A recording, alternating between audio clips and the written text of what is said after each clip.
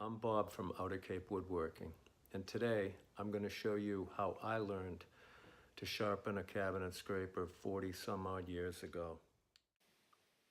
So you'll need the scraper and a burnisher. The guys that taught me, the guys that could sharpen the scraper the best, used a triangular burnisher. There's oval burnishers, triangular burnishers. Some guys could do it with a screwdriver. I could never do it with a screwdriver. And the guys that did it with a screwdriver didn't get it very sharp. You also need a mill file, metal file, for getting the edge. And for polishing the file marks out, you need a whetstone or diamond stone. So the first thing you need to do is get any of the remaining burr off the scraper. Lay it flat on the bench or on a flat surface and roll the burnisher on the edge to remove any burr that remains from before. There's still a tiny bit of burr I can feel, so I'm going to do it a little more. Notice how I'm rolling the burnisher. Now I place it in the vise because I'm going to file the edge. The object is to make a nice square edge. So I start with the file at about a 45-degree angle with a light touch, begin filing it and straightening out the file as I go along. Eventually I'll be right in line with the edge and going right along the edge of the scraper. So now I have the edge pretty square and it's fairly smooth at this point.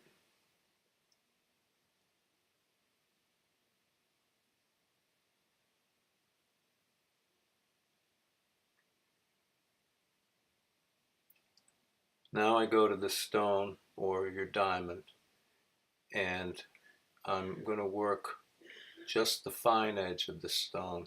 Stone's a little dirty, sorry. Now I've got it perfectly flat because what I'm doing is polishing and sharpening that edge so that it's square. Doing both sides of the scraper. You'll notice I have blue tape on the scraper. I'm only sharpening one edge of the scraper and the other one under the tape remains sharp. And now I do the actual business edge of the scraper. Again, holding the scraper so that I can get a nice square edge. If you're doing this on the face of the stone, you'd have to move it. Now you can see that it's a fairly square.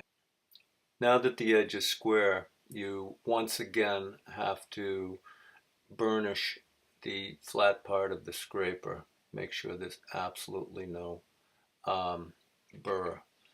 Notice how I'm rolling the burnisher so that that little rounded triangular part comes in contact with the scraper. Doing it a little bit without touching it. That's the edge that you want to be rolling, not the flat part right on the triangular part. Then all the guys had a notch in the bench, and they would bend the scraper and push into it with their hips. And we would roll the burnisher down the scraper.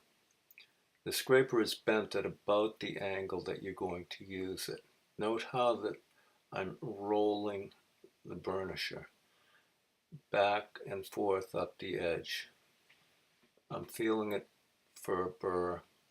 Now I'm going to do the other side, and hopefully I've got a good rounded over burr on this now. Yep, feels good. This is a piece of birch that has some tear out in the grain that I'm going to scrape out. The scraper is actually a cutting tool. If it's properly sharpened, you should be able to raise a shaving just like it was a well set up plane. Here I'm scraping across that tear out, and this is what a shaving would look like.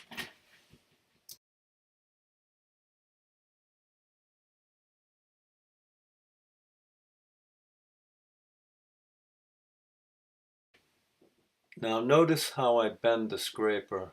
It's the same amount of bend that I did when I had it in the notch in the vise and was burnishing it.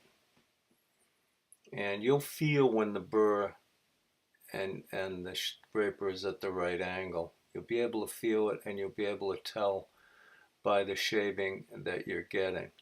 I'm working across the board so that I don't make a big dip where that tear out is. You want to try and keep it flat as you scrape it. Um, you note the nice pile of shavings. That shows that the scraper is sharp. If you're getting dust, um, you need to, at the very least, back up, knock off the burr, and reburnish it. If you're still getting dust, you have to do the sharpening process all over again.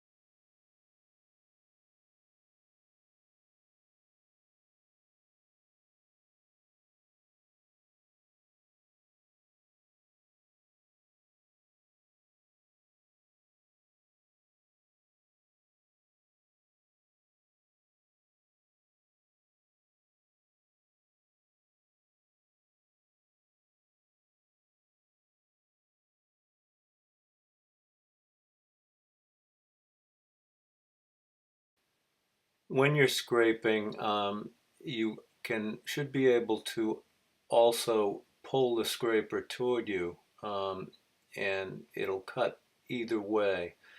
Depending on the grain, you'll see which way it is smoother. The scraper generally will not tear like a plane, but you'll definitely notice going with the grain in that particular spot um, will run smoother. Also, it helps you keep the piece flatter if you reverse direction a little bit, and reduces a little fatigue on your hands.